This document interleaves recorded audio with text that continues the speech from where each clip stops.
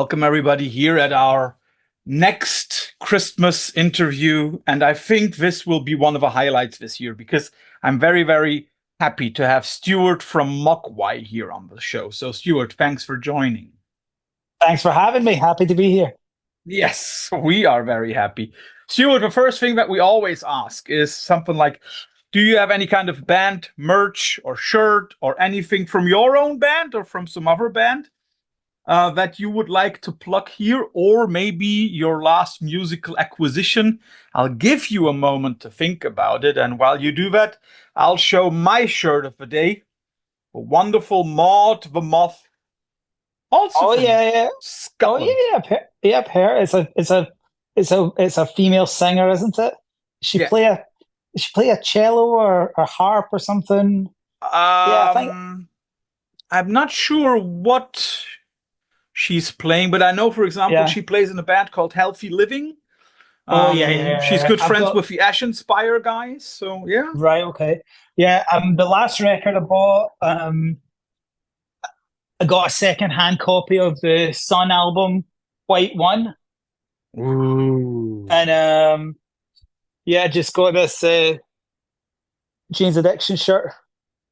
Ooh. Yeah, So I'm a few classics there, huh? Yeah, I'm all about the classics. All about the Well, classics. Stuart, I would like to talk a little bit about, of course, the upcoming record, also about your band's history, but I would like to start with your label, Rock Action. Yeah, Rock Action will be 30 in 2026. Did you realize that? I guess so. Yeah, because I remember it starting in 1996. But yeah, that's pretty crazy to think. Yeah, that's cool. I'm happy about that. Are you already making plans for a big thing somewhere in Glasgow?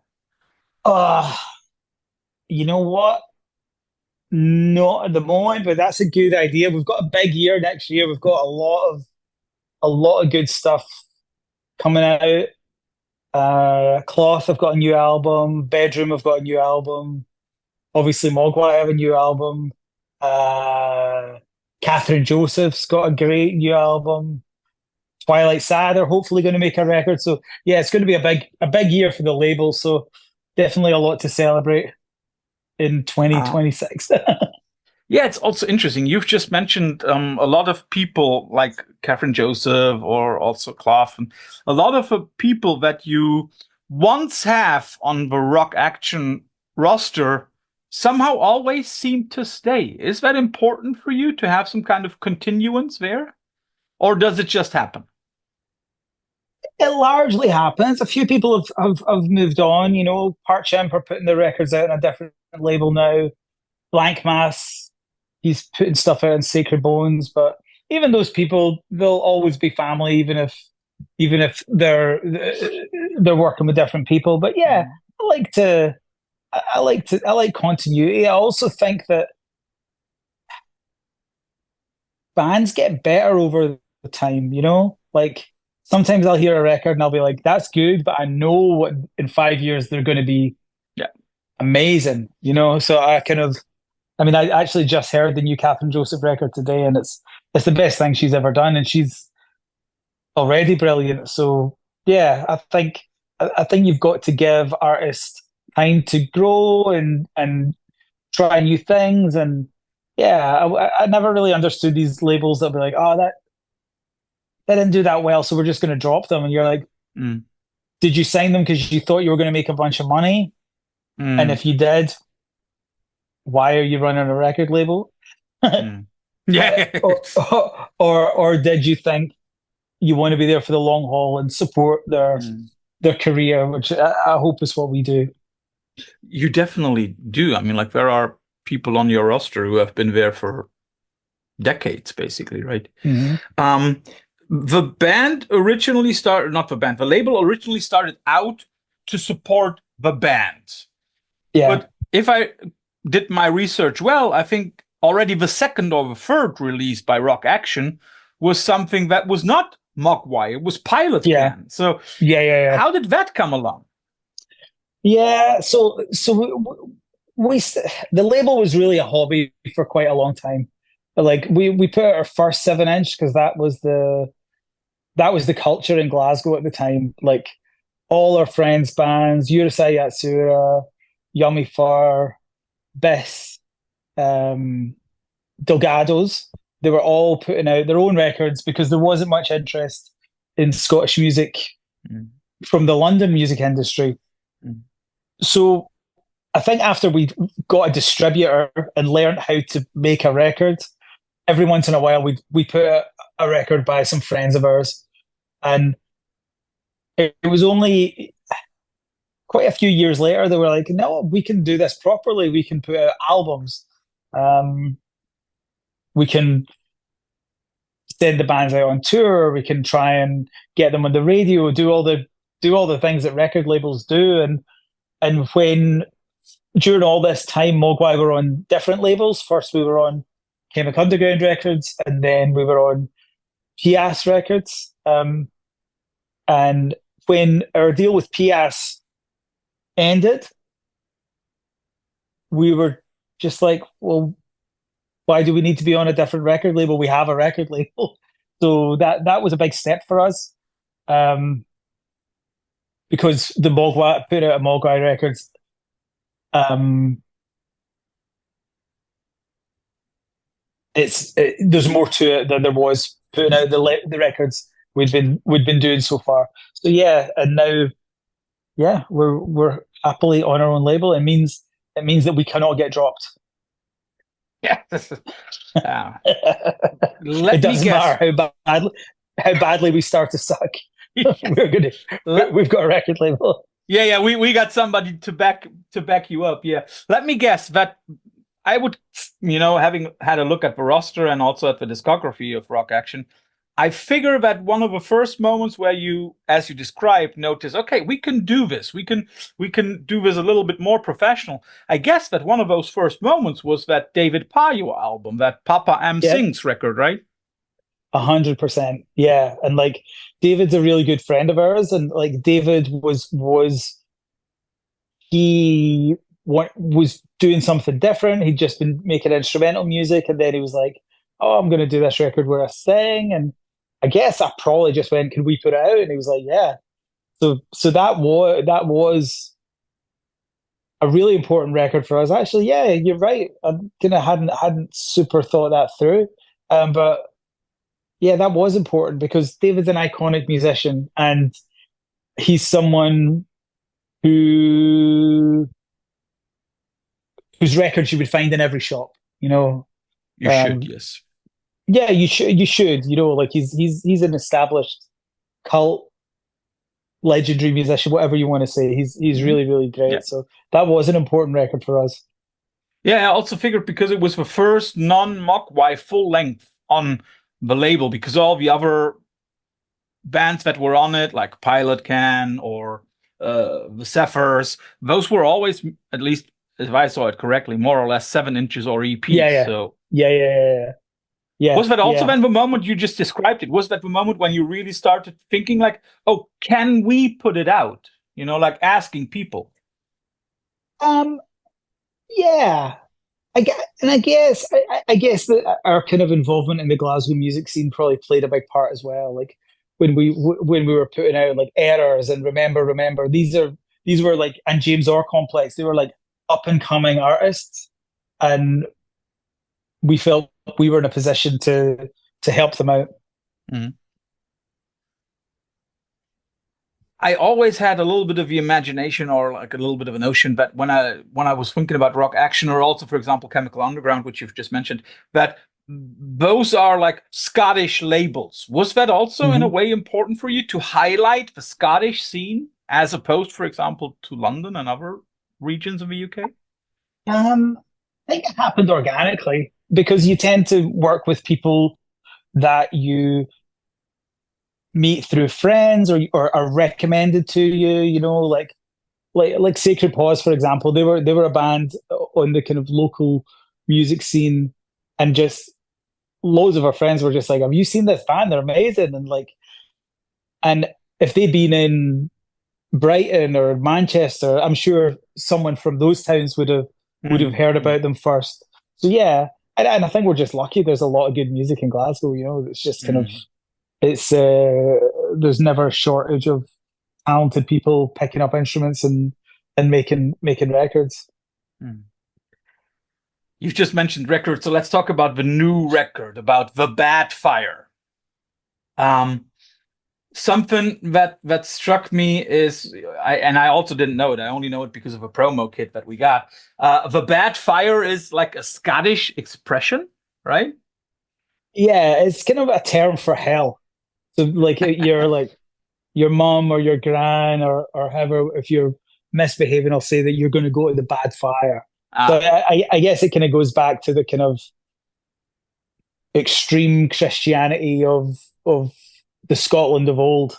Because I've mhm. said it to some young people and they're like, I have no idea what you're talking about. But it's like, yeah, Yeah. all of our grandparents would literally tell us we were going to go to hell because we didn't finish our dinner or Mm. tidy our toys away or whatever. So it shows you how, how how ingrained this stuff is. It's interesting. You've been a band for such a long time. We'll come to that in a moment. Um, and now this is your 11th full length. The first one to follow a number one record. Is that harder now, or do you say like, we've been a band for so long, we don't care about having to follow up a number one? You know, we didn't think about it until we were finished. I think when we were making the record, we were just so um, involved in that and just getting the songs written, learning how to play them, recording them, Mhm. booking the studio, just all that stuff. And then it was actually when it was finished, I think someone going, "Oh, there must have been a load of pressure because your last album was number one." And I was like, "Oh man, no one's even mentioned it." Like no one even mentioned. I mean, I'm glad they didn't because it probably would have freaked us out. But yeah, we were just so yeah involved in just getting it done. um, doesn't that also say something about the band in general that you've just mentioned? You haven't thought about 2026 being the 30-year anniversary of Rock Action. You Mm. didn't think about following up a number one record. Isn't that also saying something about the band that now you've grown so much that you don't have to care too much anymore because you're established and you know what you do? You Yeah, got experience. yeah. I definitely think that's true with regards to the pressure because I don't feel a massive amount of pressure. I think that we've got ourselves in a position where people have faith in us, Mhm. like, and I think the record's going to do fine. I'm not going to start making claims about chart positions or anything, but like, No, no. I think the songs are good. I think that people that like us will like the record. Um,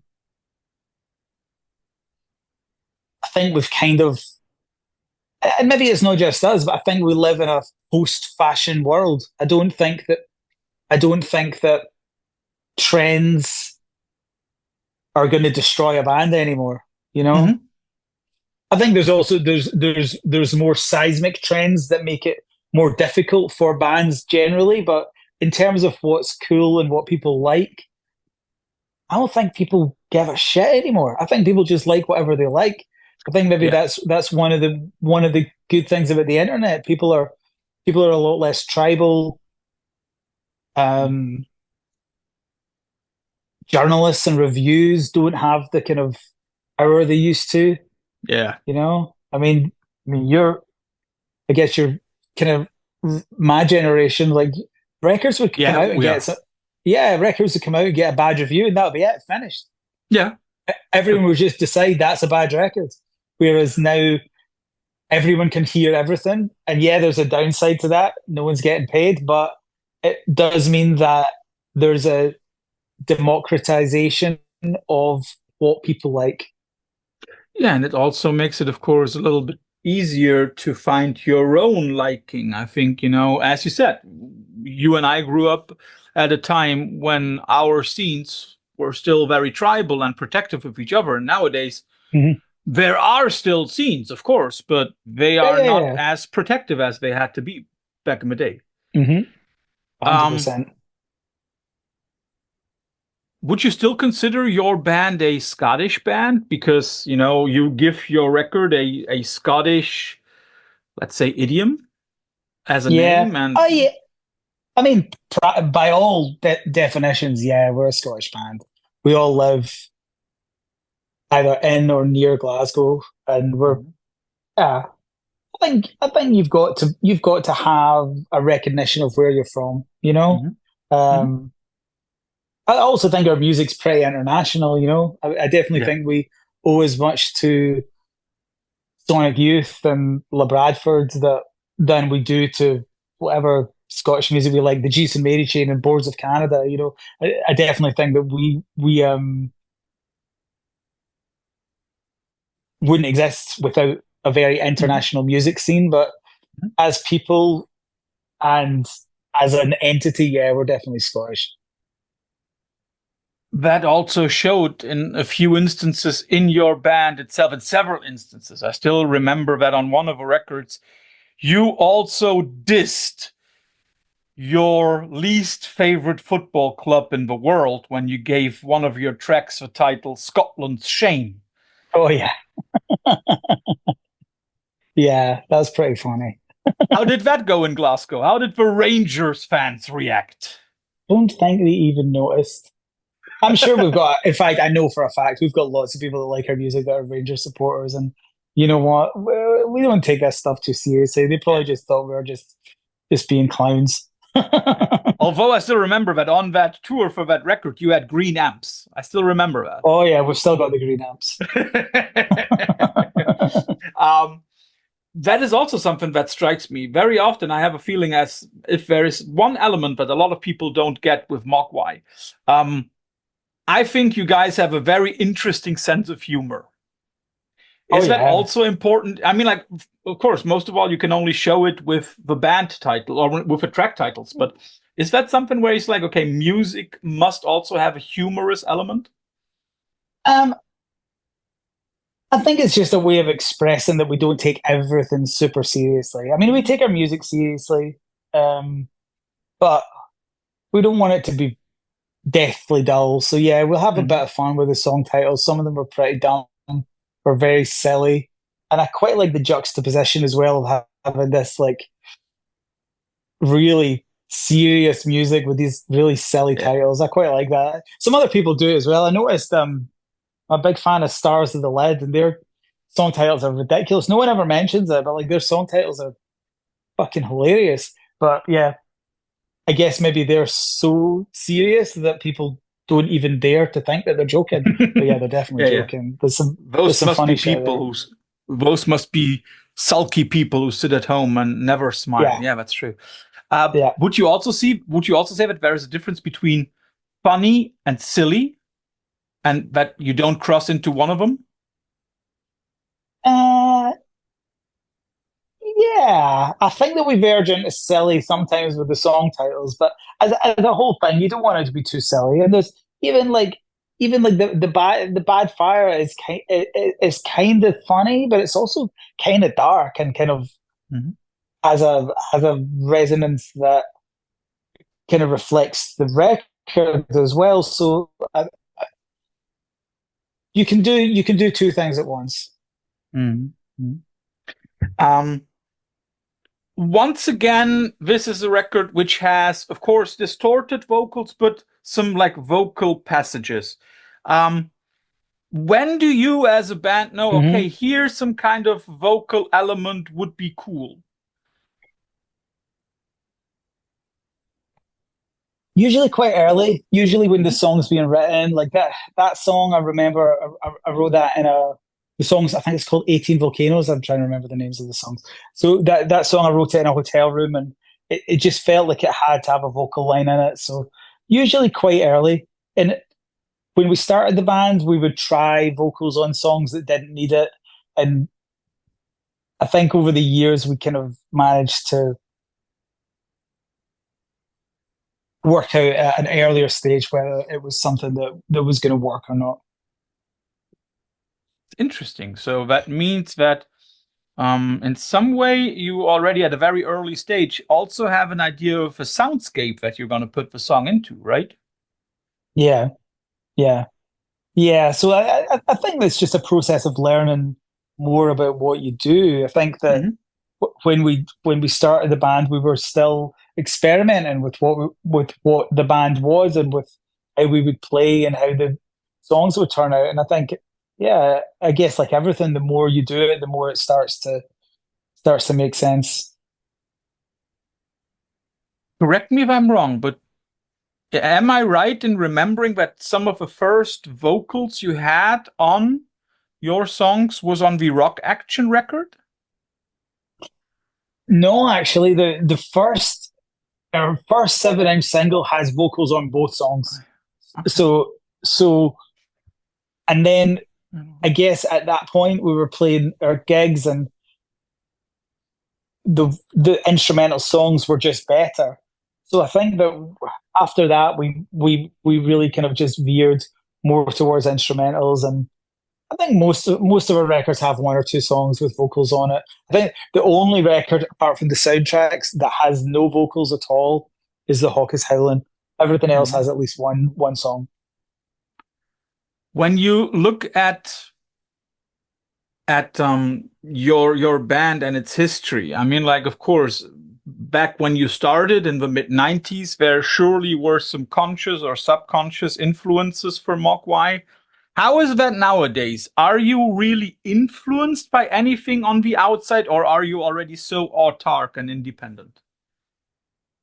We're still as influenced as we ever have been. I think every piece of music that you hear and you love informs what you do. Sometimes it's obvious. Mhm. Um, Sometimes it's totally subconscious, and you'll realize like years later, oh, we did that because we've been hearing that. But Mhm. nothing happens in a vacuum. Everyone's music is just a constantly evolving mess of ideas, going back to tribal music in Africa and folk music in Europe and Mhm. everything that's ever been created plays a part in creating everything that comes afterwards. Do you have a moment on the new record where you can say, like, okay, I know that this here was influenced by X, Y, Z? Yeah. I mean, like the song I was talking about, 18 Volcanoes, is is really influenced by My Bloody Valentine. And I even used Kevin's pedal on it. Kevin invented a new Fender pedal, and I told him about it, and he was happy. But yeah, they're a band I love, and yeah, if we write a song and it reminds me of what they do, I mean, again, they didn't exist in a vacuum. I don't think there Yeah. would be a My Bloody Valentine without a Dinosaur Jr. Yeah. and a Jesus and Mary chain and a Sonic Youth or whatever. So like everything's going towards creating new things all the time.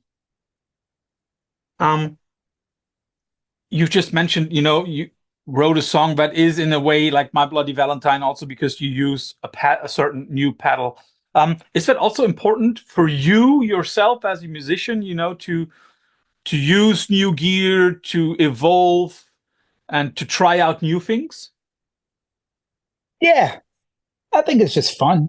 But I also think limitations are fun too. Like I think like sometimes if like you forget everything and you've only got two things and you need to make it work, I think that can be inspiring as well. Sometimes having limitless opportunities can you just get it's kind of like when you're trying to like decide to watch something on Netflix or Yeah. whatever one of these apps, and you realize you've spent like an hour just scrolling trying to decide. Whereas like in the olden days, like when we were kids, there would just be like Yeah. a few channels and You switched you on the just watch telly and whatever there was it on. was. Yeah. Yeah. Yeah. Yeah. But we still managed to see cool stuff. Like Yeah. it's weird how the world changes, but it kind of doesn't. Yeah, but I guess that you also had one of those moments when one of your kids was looking at you and you were watching the regular telly, and all of a sudden a TV ad comes up and they're like, "Daddy, what is that?" And I'm like, Yeah. it's Yeah. commercials, it's on TV. That doesn't happen on Netflix. Yeah. Oh, it probably will soon. Yeah. um, you now as we said, next year, 2025, Mogwai is going to turn 30. My goodness. I mean, like, of course, no band ever sets out to go for 10, 15, 30 years. No band does that. Mm. But have there been points when you noticed, okay, this could now be the final record, or this could be the final tour? Were there moments when Mogwai was close to extinction? No, Wow. no. I mean, I have to be totally honest. Like the big tour, the way we're touring in the next year or so, I don't think we'll always tour like that. Hmm. That's. I think we're maybe getting to the end of doing those kind of tours. Hmm. But it doesn't mean that the band's not going to play or that the band's not going. I just know that I don't know. I don't know if I want to be sleeping on a tour bus when I'm 60. You know, which is not that far away. I'm going to be 50 in a couple of years. So yeah, I don't know if we're going to. I don't know if we're going to be going out and playing 100, 200 shows every record Yeah. forever. Yeah. But I don't want to stop making music Hmm. with Dominic and Barry and Martin. I think that yeah, I think we're in it for life now. Interesting that you mentioned that, because that's also something that I thought about. I mean, like, of course, whenever a band starts, you'll always hear something like, okay, these are my brothers, and, all these things that bands then say.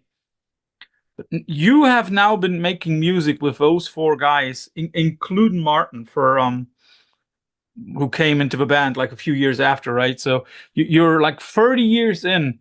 Is this now more family than band? Oh yeah, yeah.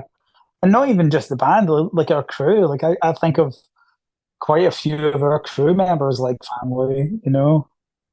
Like, yeah, and we all drive each other nuts like families do as well. But Of yeah, course. we've been doing There's this always the forever. And strange uncle. yeah, yeah, that's probably me, to be honest. But yeah, no, I do think about it like that. And those are responsibilities. Like, I mean, in terms of crew, like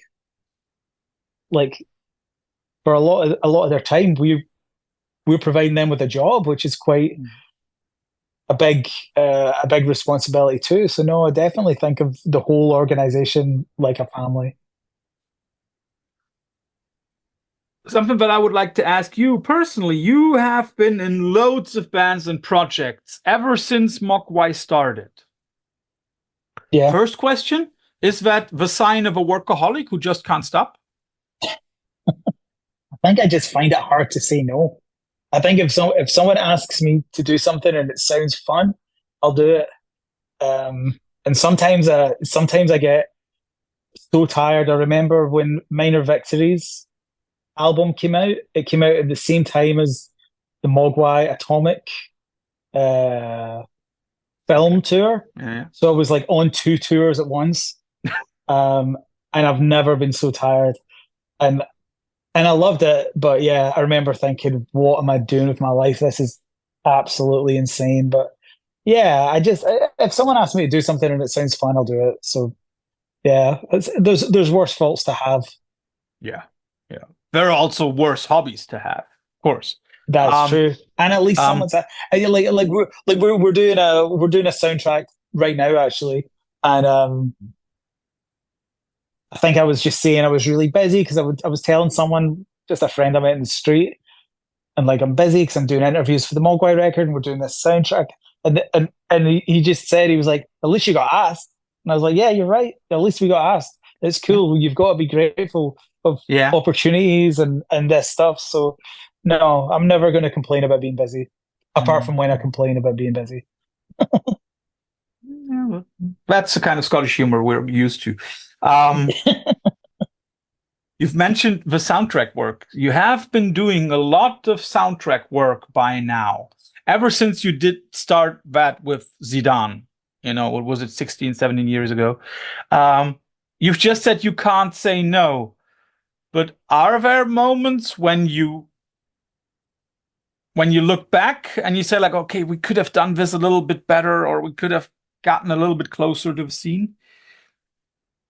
Yeah. Yeah, because the one thing with soundtracks is it's very fast. You don't get a Hmm. lot of time to do it. Hmm. Like it's not like a record. You with like a song on a record, you've got days to work on something that's maybe 4 minutes long. Like Yeah. we do a soundtrack, you've got like half an hour to do that, 20 Hmm. minutes. Then you've got to do something else because you've got a Hmm. ton of music to make. So it's different, but the music's also less involved.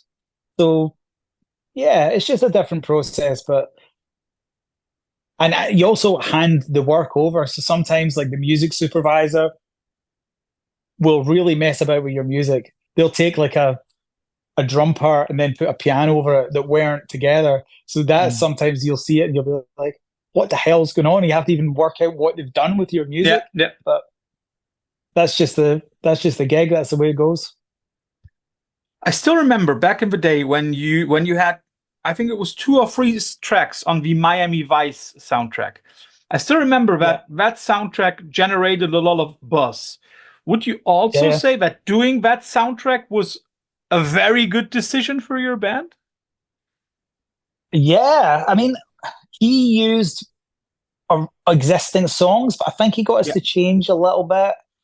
So he was super involved. But no, that was a great thing for our band. Yeah, no, that like came at a good time for us. Like I think that was round about when we put out 5 records, and this was Yeah. still in the kind of the music press era. So like getting people excited about your fifth record was kind of tricky. So yeah, it definitely like um introduced our music to a lot of people. So yeah, I'm very, very grateful for that. It's cool. Did that also then maybe open up some of the doors for all that soundtrack work that you have been doing recently? Yeah, yeah. I think it's kind of like I was talking about influences. Everything you do, someone hears it. Like Yeah. a lot of the soundtracks we've done recently, because when they ask you to do it, they'll use your older music as the temporary music. And like Yeah. I know the music for the 000 show, Mm. a lot of people heard that because that's kind of used very often as a reference, and some of the Zidane music as well. So yeah, I think everything you do kind of just enters the kind of slush of music flying around the world, and hopefully points people Mhm. towards us, and us leads to us getting asked to do Yeah. other interesting things. Of course, there is a difference between doing the original score to a movie and being part of a soundtrack. Um, you have also been in loads of compilations. I don't even want to try to think of all of them. But I know that you have been on two compilations that struck me as very, very positive. You've been on a tribute to Spaceman 3 and you've been on a tribute to the Pixies, um, which, if I remember correctly, are two of three covers that you ever released. Um, Yeah, the other being Sabbath. I'm very sure you have been asked multiple times to join some of these tribute records. yeah. Not want to ask which ones, but can you say why you sometimes denied that request for a person who says he can't say no? Well, Dominic, our bass player, plays a big part in this because he really hates cover versions. Um, so how we manage the Pixies and the Space Jam 3 one. So like, yeah, he just doesn't like cover versions. We're actually doing another one, which I can't announce, but is going to come out early next year, which is probably the one I'm most excited about ever. So yeah, we are going to do another cover version, and I'm really, really excited about this. Okay. Uh, you do know that you are now setting bars and expectations high, right? But I don't okay, actually.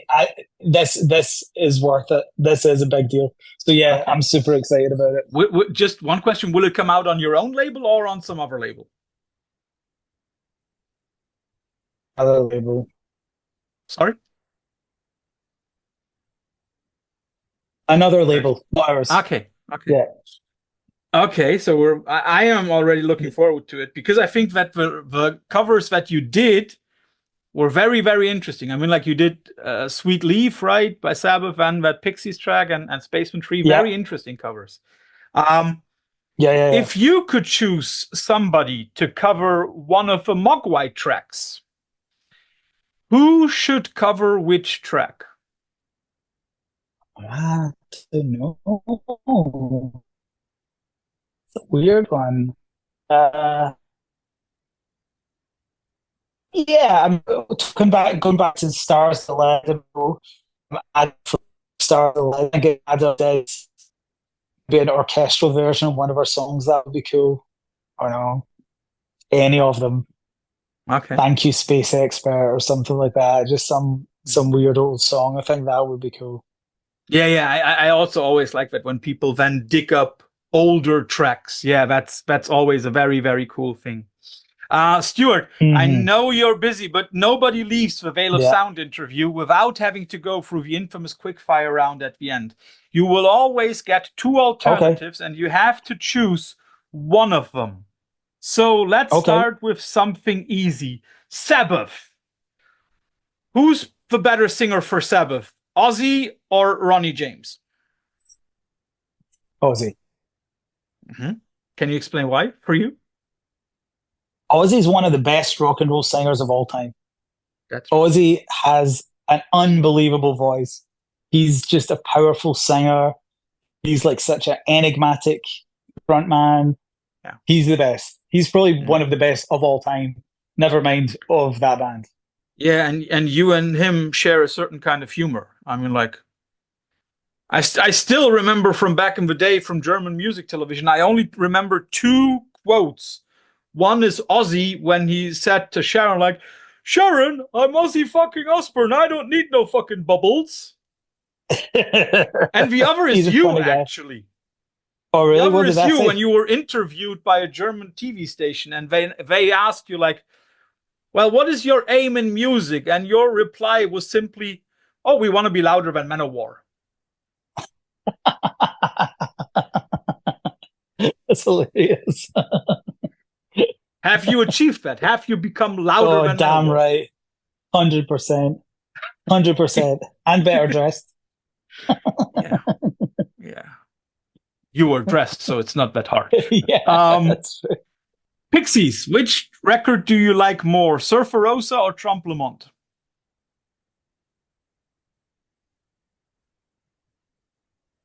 Surfer Rosa. Mhm. Yeah, I think Surfer Rosa. I've got a really small record collection at the moment because I've just moved house and most of my records are in storage. And it's actually not my I'll records, take it's my them if you don't need them. Don't worry, I'll come to oh no, I'll come I to want the Boston. back. I'm missing them. But Yeah. my stepson has a few records, and one of them is Surfer Rosa. And so I've Good been choice. listening to it. I've been listening to it loads, and it's such a good record. Yeah. Really, really, really good. Tonight on the telly, you've been saying like, "Oh, it's so difficult to choose a movie." Would you rather watch a rom-com or a horror movie? You don't even need to know the answer to this. This is so obvious. A I rom-com. have no, no. I will watch horror any day. I've probably watched 10,000 horror films for every one rom com I've ever watched. Do you have a favorite one? The Exorcist. And I would have bet my hand that you would have said something like The Exorcist or something like Halloween or something like that. Yeah, yeah, yeah. I love Some Halloween. classic Yeah. ones, right? Yeah, there's a lot of good recent ones. I really like The Witch. Um, Mhm.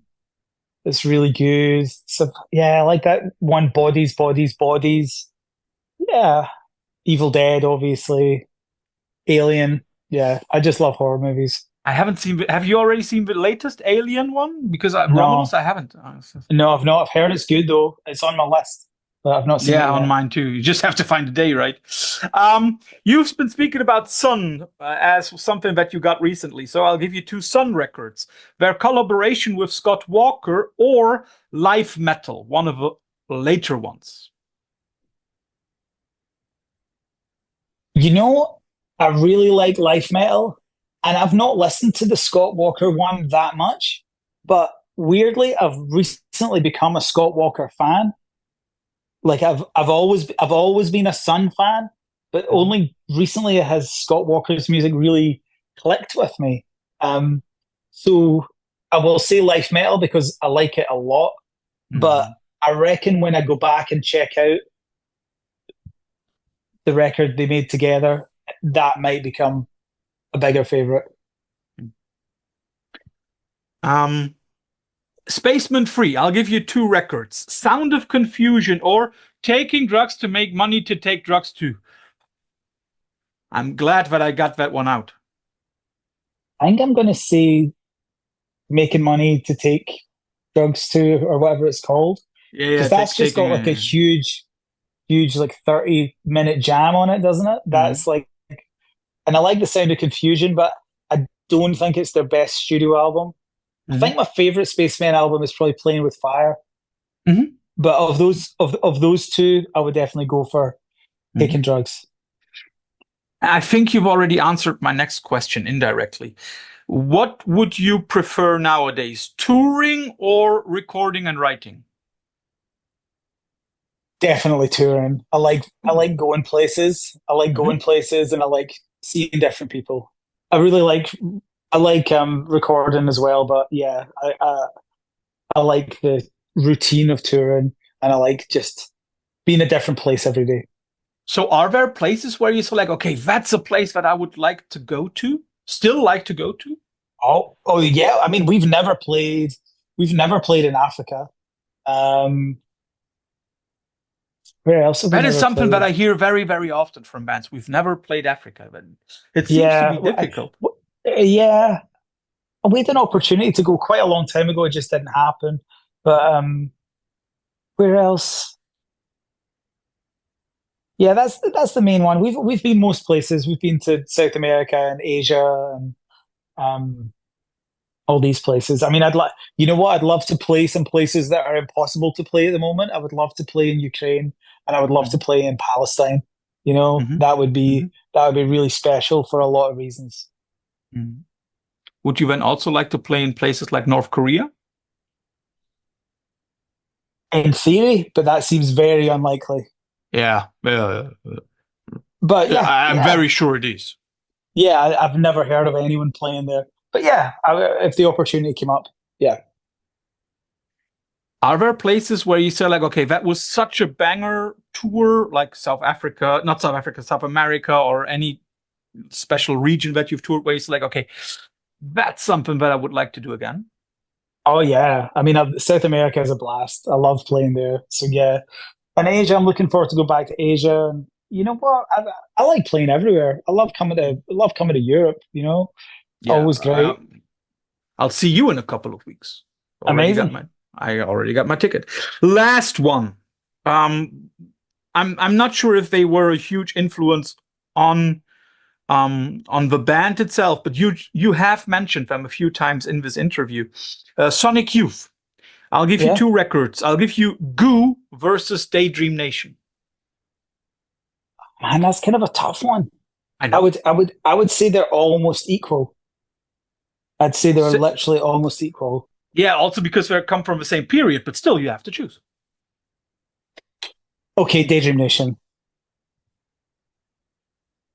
Good choice, I would say. Stuart, thanks for all the detailed answers into the label, into the band history, and also, of course, into the new record. Enjoy the rest of your day, and uh, yeah, would be nice to hear which horror movie was played at the Braithwaites tonight. So enjoy. You know what? It might be that new Alien film. I'm pretty pumped about it. Yeah, yeah. See. So enjoy and take, or enjoy and enjoy the rest of your day, my friend. Bye bye. Wicked. Thanks for your time. See you later. Bye. Right, See bye you. bye.